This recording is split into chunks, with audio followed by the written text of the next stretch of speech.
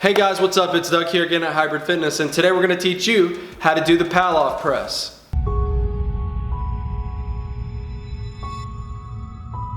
With the Pallof Press, we're going to go ahead and grab this band with the outside hand. Inside hand cups the outside hand, step out, and from here, we're going to extend the hands out in front of us, and right there at full extension from the arms is where it's going to be the hardest for our core. And then we're going to bring it back in. Exhale on the way out. Keep your core tight and stable on the way in.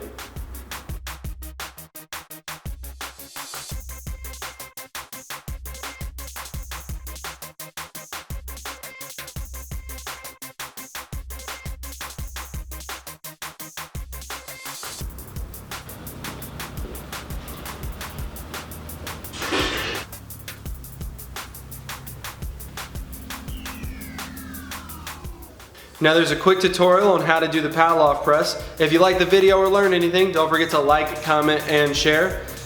Pallof Press, throw it in your routine and let me know what you think.